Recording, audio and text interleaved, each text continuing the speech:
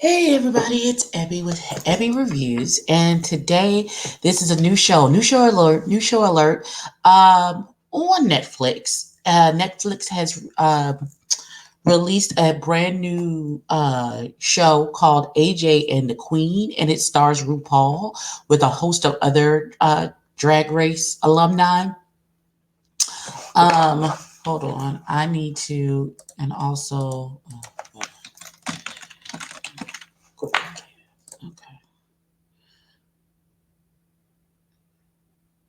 Okay, and so RuPaul plays the Queen, and AJ is played by Iggy G. Is the child's name. So we're gonna get into this. I'm gonna try because the whole season, of course, it's Netflix. They do bingeable shows. They drop the whole season at one time. I'm gonna try to do 2 episodes a week. I think Sunday and possibly Wednesday would be the days I drop reviews for AJ and the Queen until I get through the entire season. So this will be my review for episode 1 of AJ and the Queen. So this is how we start. RuPaul is performing at this club. They are making it rain on her. She is in this gorgeous red gown and this big red wig. The narrator is the kid, is AJ. Um, and you see her performing. She has this gorgeous red dress on. She goes and does a reveal into this red sparkly sequin thing. And she's just giving it all that she's got. Now, the child that's narrating AJ, we see them and they are, what appears to be a little boy, is running through the streets. He's not running through the streets, he's walking through the streets and he's pretty much scamming people. What he does is he's walking on a crowded street and he throws his hot dog. He has a hot dog and throws it on the ground as he passes by somebody. And he was like, "Hey, you bumped into me and made me drop my hot dog." And then the person pays them for his hot dog. We see one person give him $5. He's like, "How much was the hot dog?" He was like, $2. And the girl that was with the guy, she was like, "Give him five." And so he gives him a $5 bill and then he walks away. AJ picks up the hot dog, puts it back in the container, and starts to walk a little bit and bumps into somebody else again and throws the hot dog down. And be like, "Hey, you made me drop my hot dog." So he's clearly scamming to get money.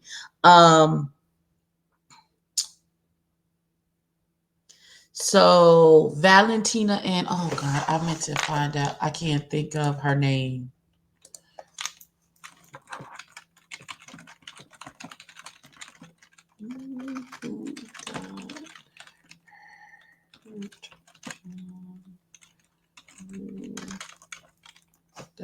Who got her? Watch it come up. Eureka. All right, so I knew it was some. I couldn't think of her name to save my life. So Valentina and Eureka are up in the rafters while RuPaul is performing. Of course, they throw in a little light shade. Now, apparently, it's her last performance. Um, so here's the thing. During this review, I may switch pronouns when in regards to RuPaul. When RuPaul is in when RuPaul is in her Ruby persona, that's her name. Her drag queen name is Ruby Red. Um, I will probably call her she. When she is Lewis, I think, or Robert Lewis. I can't think of his name right now. I will probably prefer to him by male pronouns. It's just a habit of mine. I call you what you present. So please charge it to my head and not my heart. I'm not trying to be disrespectful, but it's probably just how my brain works. If you present as a woman, I will give you woman pronouns. If you present as a man, I will give you man pronouns. Point blank, period, the end. It's unless, and I believe RuPaul uses both pronouns. So I don't think he would be offended by me using whatever pronoun he presents as at the time. Now, it's his last performance because he's opening his own club. He's calling Queens and Queens.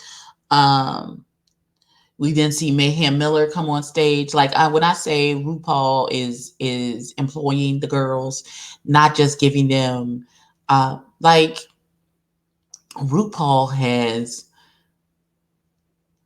like being a RuPaul girl changes lives. If you are ready and willing to do the work, you can become a humongous star and end up making millions of dollars just from being on RuPaul's Drag Race. So Mayhem Miller comes on stage to be like and give one last give it up for Ruby in her last performance. Yay. Okay. So we come back to the dressing room and Ruby talks to Bianca Del Rio. Pork Chop is in the dressing room. Manila Luzon, Eureka, and Miss Vanjie. Miss Vanjie. Listen, let me tell you the power of RuPaul's Drag Race. Miss Vanjie was on one freaking she was eliminated first on the first episode of her season. And her exit made her so damn popular that she was invited on to the following season, and she is a huge star. Her personality cannot be denied. Like, I mean, it's amazing. I love Miss Vanjie. So, they all know that it's her last night, and there is the club owner comes in and talk about, oh, stop talking shit about my club, blah, blah, blah, blah, blah, and Ruby reads him down to the ground. Which this is going to come back to bite her in the butt later, but so Ruby's talking about how she has saved up $100,000 to open up her club, and she's going into business with her boyfriend, and everything is going to be great. So fuck what you heard. So Bianca gives her a gift of 301 eyelashes as a going away present, which is super cute. So Ruby is sitting and her boyfriend are sitting in a diner, and they're going over the plans for the club. He shows her the blueprints. And Ruby she's like, oh, by the way, the business credit cards came in today. I guess this is where they put all of their money. I guess it's the American Express or whatever. And he gives the boyfriend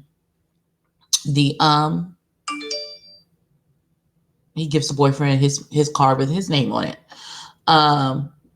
Which I paused. I was like, oh, okay. That wouldn't be something I would do. Okay. All right. So, his sister calls and says they were going to, go home together. And his sister calls and she was like, I got to go to work and I need you to stay home with mama because I couldn't find anybody to be with her this evening. I literally put in parentheses, I call bullshit. I was right, but we'll get there. So he takes his card, he kisses Ruby, and he was like, I will see you tomorrow. So the kid is sitting outside of Ruby's apartment building. He's apparently Ruby's neighbor, and he demands $5. They have a conversation. The kid is full of rage, and rightfully so. His mama's a hooker. She ain't been home for days. We seen her mama out of it on a nod with one of her friends talking about she was standing there and she was like, oh, her friend was standing outside of the Chinese place where Ruby and her boyfriend were having dinner. And the friend is like trying to solicit dates. And she's like, oh, you want a date? And the baby's mama is over there on a nod. And she was like, wake up. And she was like, yeah, you want to. She was like, girl, you late. The man already walked off. What you mean? Oh, God. She's a mess. She's an absolute mess. So the kid is super angry. And so he's demanding money from Ruby. And he's like, I know you got it, bitch. I said, oh.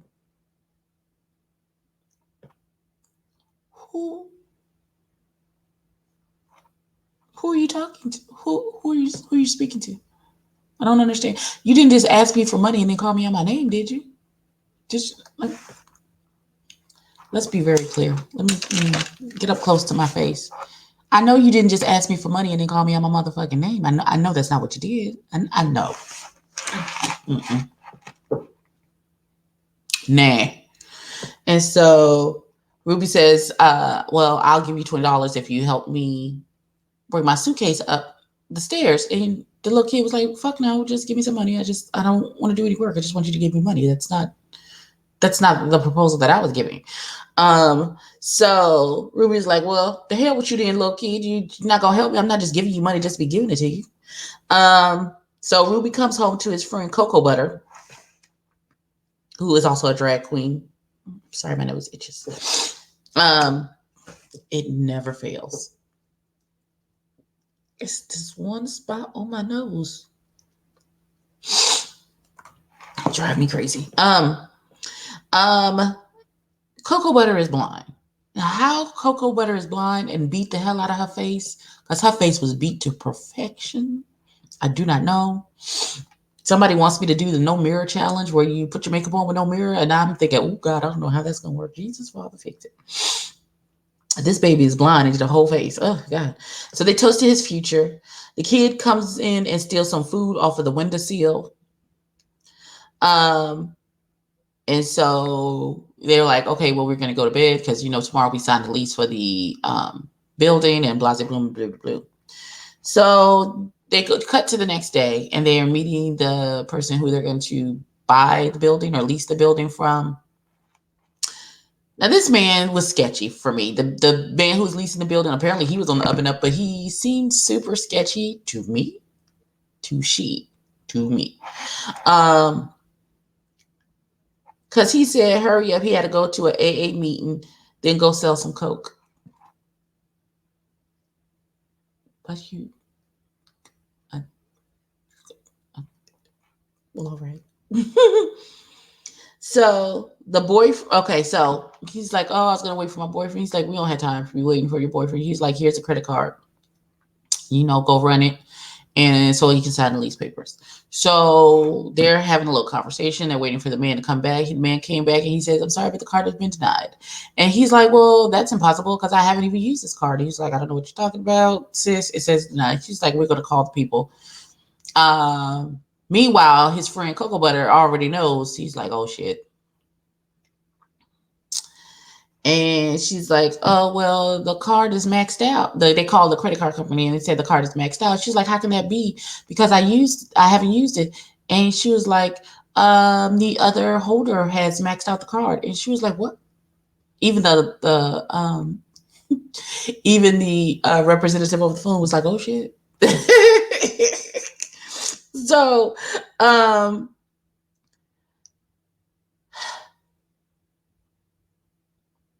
so the boyfriend has absconded with all of the money. So they go to the police station to see what they can do to get the money back, to see what they need to do. And they find out that this is not the boyfriend this is not his first time scamming somebody, and he has a wife. So they try and figure out, well, how would this man even know you had this money? Blah, blah, blah. Why would he target you? And we've come to find out that there is this lady called Lady Danger who gives all the girls their injections, butt injections, face injections, all of that, Botox, like in the bathroom of the club. And Robert had a conversation with her and told her that she had the $100,000 and was getting ready to start her own club.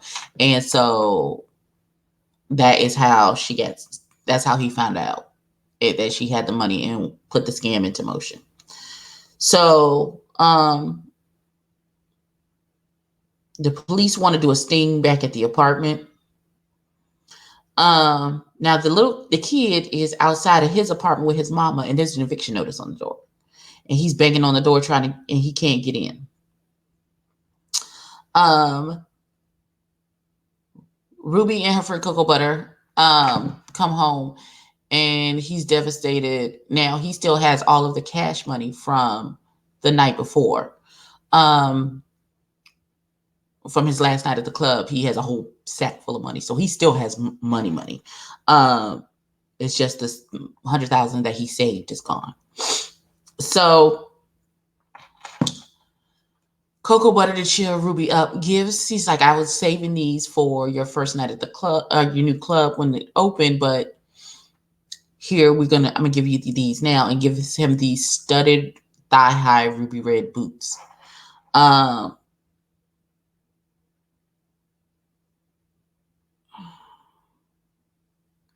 And he was like, I don't know.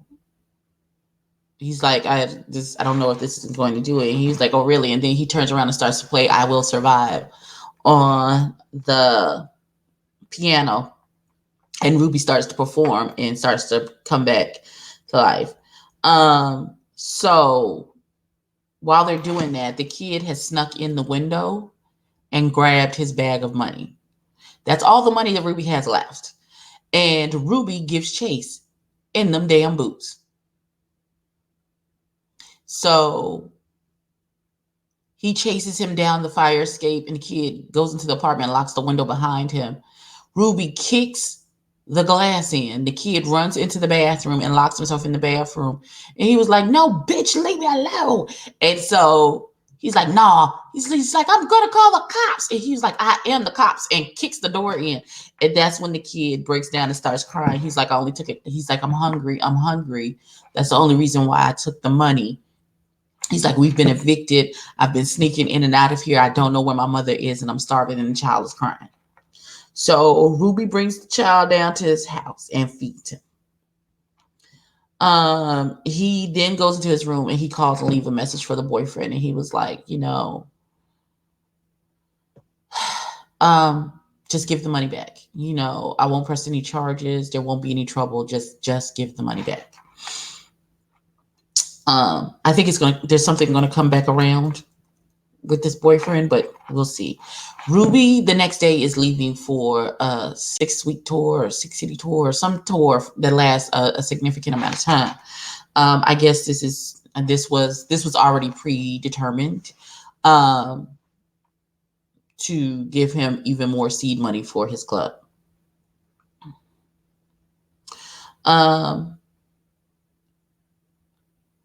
AJ tries to escape. The kid AJ tries to escape with the money again, and they tie him to the radiator with some stockings, and Ruby leaves him with Cocoa Butter. Cocoa Butter is blind. Why would you leave the blind person with the child? Okay, so AJ scoots out quietly from under the bandagings of the stockings and goes out the window.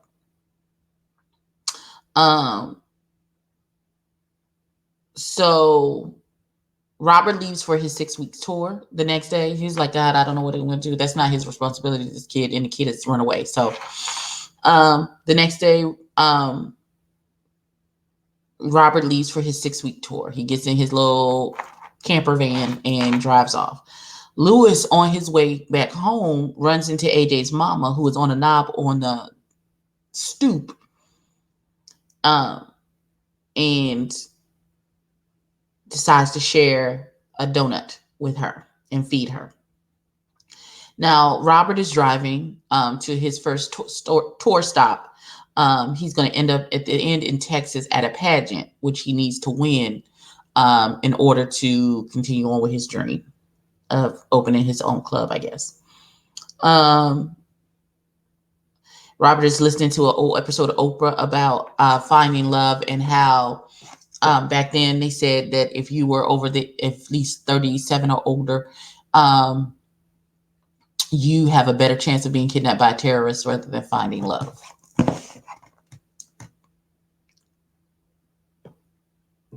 Okay. And that takes Robert, and he starts to cry, and he pulls over, and he hears some rustling in the back, and it is AJ. AJ snuck into the camper that night when he ran away and slept that night. So he knew that Robert was going to Texas, and he was like, take me to Texas. That's where my grandfather is. And Robert says, I'm not taking you to Texas. And so AJ was like, well, I'm going to get to Texas any way I know how. And he almost jumps out the camper, almost gets ran over because they're on a bridge. And just as he's coming back, well, we find out he try and grab him and his hat falls off. And we found out AJ is a girl. I thought AJ was a little boy this whole time. AJ is a girl. I am assuming that she has learned to hide her girlness because being out on the streets and hustling and things, it's safer to be a little boy than it is to be a little girl. Um, just as AJ is about to leave, Robert says, "Do you want anything to eat?" And that is how episode 1 has ended. The episodes are like an hour long, so that's why this review is a little long. I thoroughly enjoyed the very first episode, and I immediately stopped it. I wanted to go to the next episode immediately, but since I'm doing a review, I'm going to try and just watch the one episode, take notes, and then do my review. So I will be watching episode 2 on Tuesday night to do my review to be up on Wednesday. So, if you have a chance to go to Netflix, AJ and the Queen, I'm thoroughly enjoying it. Please like, comment, and subscribe. Tell me if you're going to watch the show. Tell a friend to tell a friend, and I will catch you in the next one. Peace.